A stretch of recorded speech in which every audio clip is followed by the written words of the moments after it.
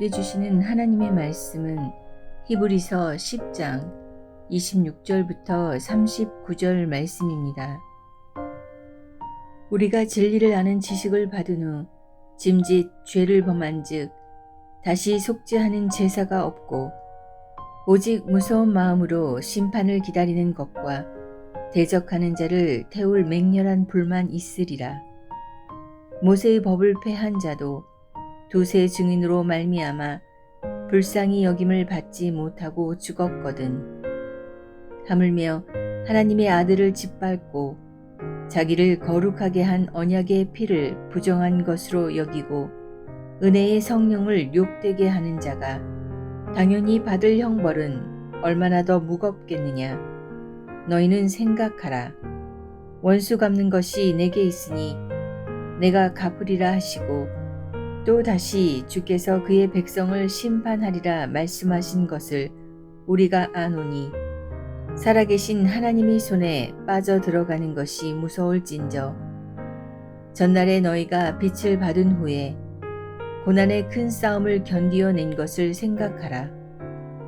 혹은 비방과 환난으로서 사람에게 구경거리가 되고 혹은 이런 형편에 있는 자들과 사귀는 자가 되었으니 너희가 갇힌 자를 동정하고 너희 소유를 빼앗기는 것도 기쁘게 당한 것은 더 낫고 영구한 소유가 있는 줄 알미라.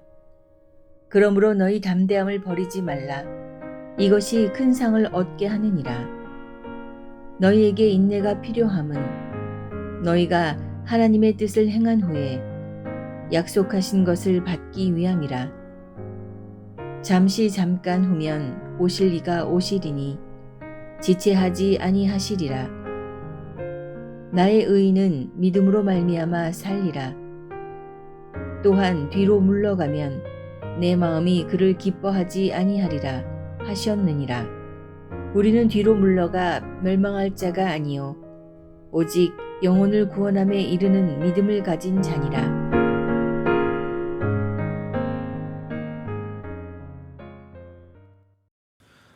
오늘 본문은 배교에 대한 엄중한 경고의 말씀입니다. 배교는 예수 그리스도를 믿는 믿음을 버리고 교회 공동체에서 떠나는 것을 말합니다. 오늘날 배교를 하는 사람들을 우리는 많이 보고 있습니다. 세례를 받고 나서 그 다음 주부터 교회를 안 나오는 사람도 있습니다. 이렇게 배교하는 일이 없도록 우리는 처음에 교회에 나온 사람들에 대해서 차근차근 믿음이 바르게 자랄 수 있도록 돌보아 주는 것이 필요합니다. 다시 말씀드리지만 신앙은 성급하게 해서는 안 됩니다. 충분한 시간을 주고 기다려 주어야 합니다. 교회를 오래 다녀도 예수님을 인격적으로 만나지 못하면 결국 배교하고 예수님을 버리고 교회를 떠나는 것입니다. 교회는 모두를 받아주는 곳이지만 분명한 진리와 입장을 가지고 있어야 합니다. 교회는 하나님께 예배를 드리러 오는 곳입니다. 봉사자는 예배자들 안에서 세워야 합니다. 예배 없이 봉사만 하는 사람들이 간혹 있겠으나 그것이 당연한 것이 되어서는 안 됩니다. 그리고 그 사람이 속한 부서는 그 사람을 품고 기도하고 예배자가 되어 가도록 권면해야 합니다. 저는 파테야 선교교회에 출석하는 분들이 한 분도 빠짐없이 예수님을 영접하고 구원을 얻기를 바라고 있습니다. 파테야 선교교회는 사역을 많이 하는 선교를 지향하지 않습니다. 맡겨주신 영혼을 한 영혼도 빠짐없이 예수님을 영접하고 구원을 얻게 하는 선교를 지향합니다. 저는 이것이 이 땅의 모든 교회들의 소망이 되어야 한다라고 생각합니다. 여러분도 이것을 생각해 주시고 교회 안에 구원이 없는 사각지대가 생기지 않도록 각별한 관심과 기도를 부탁드립니다. 어린 나이에서 학생, 청년, 어른, 노년에 이르기까지 모든 부서에 예수님의 복음이 울려 퍼지고 구원을 얻는 축복이 파타야 선교교회에 있게 되기를 예수님의 이름으로 축원합니다. 오늘 본문은 먼저 배교의 심각성에 대해서 말씀하고 이어서 배교하지 않도록 잘 인내해야 한다는 위로와 권면의 말씀입니다. 오늘 본문의 첫 절인 히브리서 10장 26절과 27절을 보겠습니다. 우리가 진리를 아는 지식을 받은 후 짐짓 죄를 범한 즉 다시 속죄하는 제사가 없고, 26절에서 진리는 예수님이 누구신가를 아는 지식을 말합니다. 예수님이 누구신가를 알고 믿어 구원을 얻은 사람이 짐짓 죄를 범했다라는 것은, 여기서 죄는 사망에 이르는 죄, 헬라어로 하마르티아입니다. 근데 이 하마르티아의 현재 분사 하마르타논톤이란 단어가 쓰이므로 계속 죄를 짓는 상태를 뜻합니다. 예수님의 보혈의 은총으로 사망에 이르는 죄에서 구원 얻은 사람이 다시 사망에 이르는 그 죄를 반복적으로 짓고 있다면 이제는 더 이상 용서받을 길이 없고 심판의 불만이 기다리고 있다라고 했습니다. 우리가 진리를 아는 지식을 받은 후 짐짓 죄를 범한 즉 다시 속죄하는 제사가 없고 오직 무서운 마음으로 심판을 기다리는 것과 대적하는 자를 태울 맹렬한 불만 있으리라. 왜 그런가?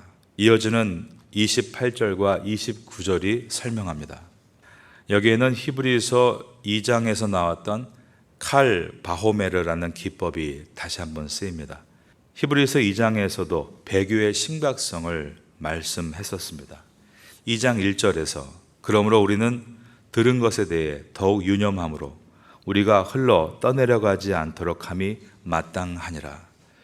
1세기 초대교회에 있었던 히브리인들, 즉 유대인 크리스찬들이 예수님을 믿는 믿음을 버리고 다시 옛 유대교로 돌아가려는 배교를 하려고 할 때 너희가 돌아가려고 하는 구약의 율법에도 순종하지 않으면 거기에 따른 심판이 있거든.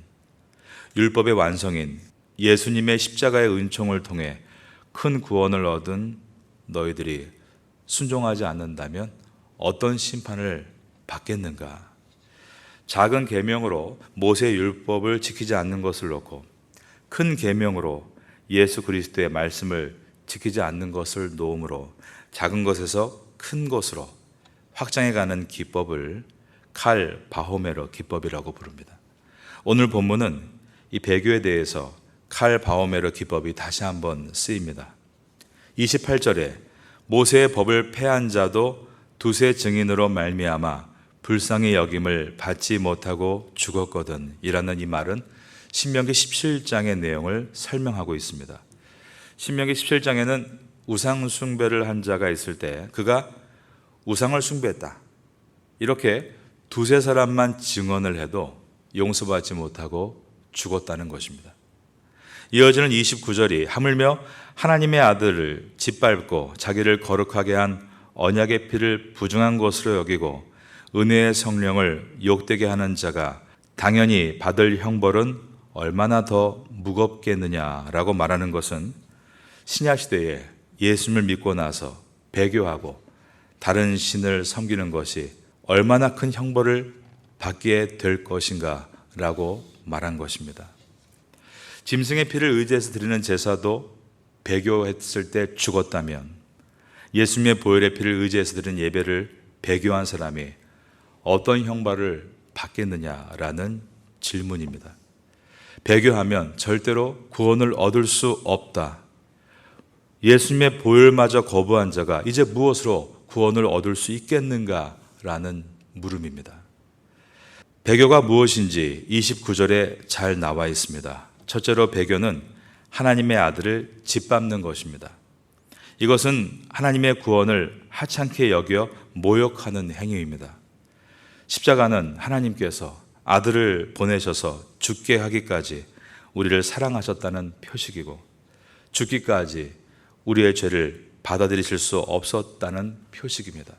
그런데 그 구원을 하찮게 여기고 예전에 죄악된 삶을 살면서 아무런 죄책감이 없다면 그것이 바로 하나님의 아들을 짓밟고 있는 행위입니다. 두 번째로 배교는 거룩하게 한 언약의 피를 부정하는 것입니다. 예수님의 희생의 보혈은 모든 죄를 사해 주시는 능력입니다. 그것을 부정한다는 것은 예수님의 보배로운 피, 보혈만으로는 구원이 충분치 않다라고 여기는 것입니다. 세 번째로 배교는 은혜의 성령을 욕되게 하는 것입니다. 성령의 은혜에 관심이 없고 성령이 전해주시는 하나님의 뜻을 무시하고 성령을 생각하지 않고 정령만을 생각하고 있다면 그것은 우리 안에 내주하시는 은혜의 성령을 욕되게 하는 것입니다. 10장 30절을 보겠습니다. 원수 갚는 것이 내게 있으니 내가 갚으리라 하시고 또다시 주께서 그의 백성을 심판하리라 말씀하신 것을 우리가 아노니 신명기 32장 35절에서 36절을 인용한 말씀입니다. 신명기 32장은 심판하시는 하나님에 대한 내용입니다. 약속의 땅 가나안을 목전에 두고 심판을 받은 구약 백성들의 이야기입니다. 히브리서는 이 내용을 통해 신약의 성도도 하나님의 나라를 목전에 두고 심판을 받을 수 있다라고 경고하고 있습니다. 31절입니다. 살아계신 하나님의 손에 빠져 들어가는 것이 무서울진저. 이것도 인용구로서 다윗이 자기 마음대로 인구 조사를 한 후에 하나님의 심판을 받을 때 했던 말입니다. 그러나 히브리서는 우리에게 소망을 불어넣어서 이제 배교에서 돌이키게 만듭니다. 32절부터입니다.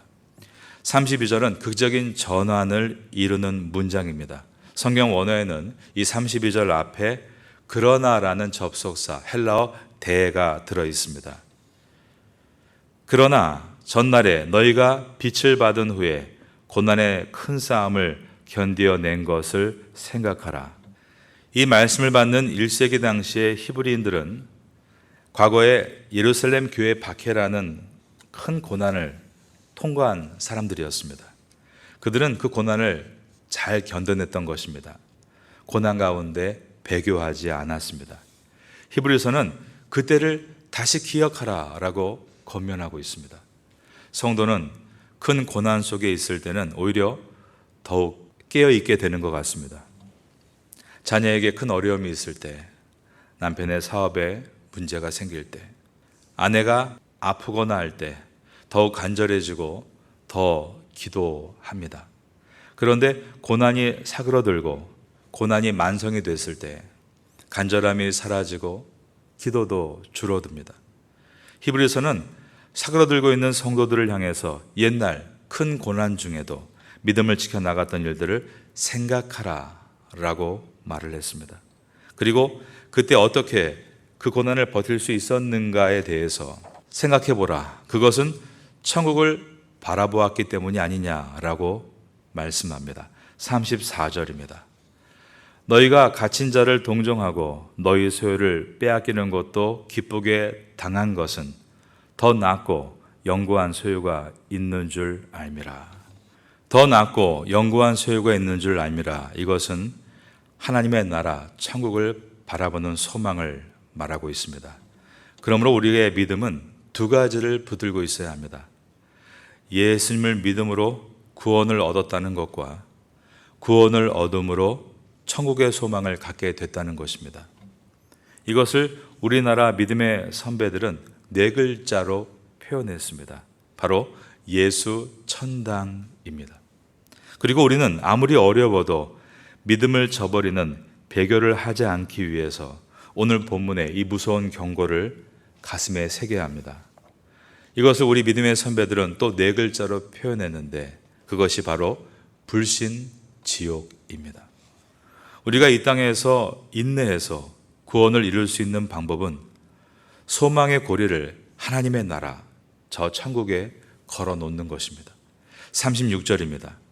너에게 인내가 필요함은 너희가 하나님의 뜻을 행한 후에 약속하신 것을 받기 위함이라. 여러분, 여러분에게 주신 최고의 약속은 무엇입니까?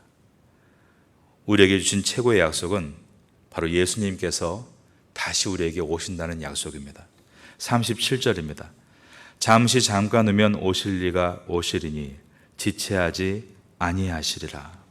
예수님께서 다시 오신다는 약속이 바로 우리가 가진, 성도가 가진 최고의 약속인 것입니다. 우리가 가진 최고의 약속은 좋은 집이 아닙니다. 좋은 차도 아닙니다. 좋은 직업도 아닙니다. 안정된 노후도 아닙니다. 우리에게 주어진 최고의 약속은 예수님께서 다시 오시는 것입니다. 여러분도 이렇게 생각하신다면, 아직 이렇게까지는 한 번도 생각해 보지 못했으나 이제부터라도 이런 마음을 갖고 싶으시다면 한번 아멘 해보시기 바랍니다. 히브리서는 잠시 잠깐 후면 오실 이가 오시리니 지체하지 아니하시리라 라고 말씀합니다. 그러면 예수님께서는 언제 오시는가? 시한부 종말론자들은 예수님이 몇 년, 몇 월, 며칠, 몇 시에 오신다, 재림의 날짜를 맞추려고 하다가 많은 시험에 빠졌습니다. 이제 저희가 내년에 요한계시록을 공부할 기회를 얻는데 재림의 긴박성을 배우겠지만 예수님께서 언제 오시는가는 오직 하나님만이 아십니다. 저 여러분이 이곳 태국에 사는 동안 예수님께서 오시지 않을 수도 있습니다. 우리 다음 세대에 오실 수도 있습니다. 그러나 2000년 전 사도 요한이 요한계시록을 마치며 현재형을 써서 마라나타, 주 예수여 오시옵소서.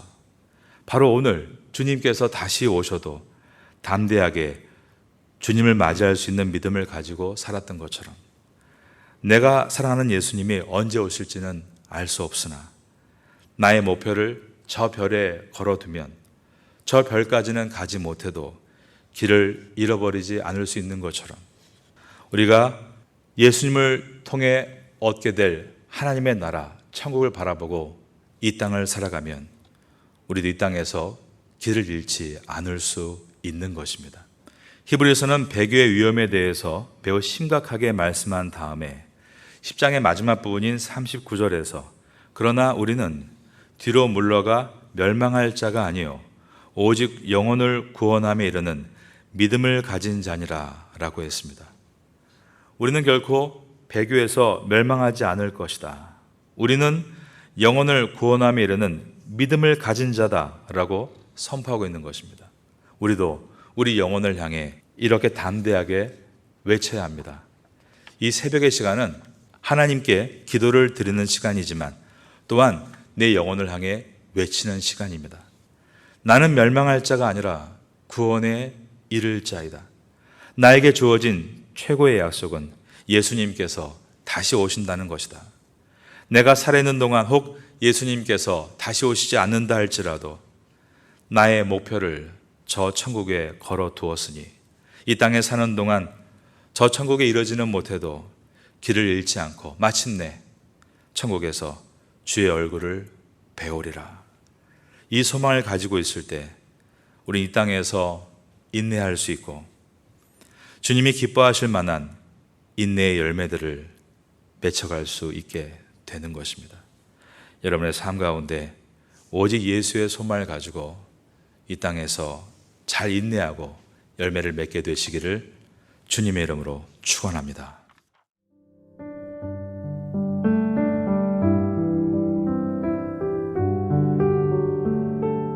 지금은 함께 기도하는 시간입니다. 9월의 공동 기도 제목은 첫째, 하반기 새롭게 시작하는 각 교구 구역 예배를 위해, 둘째, 한인 교회 학교와 태국인 교회 학교를 위해, 셋째, 주간 장애인 보호센터와 농아인 교회를 위해, 넷째, 9월 28일, 29일 장애인 사역 세미나를 위해. 말씀을 붙잡고 기도하는 귀한 시간 되시기를 소망합니다.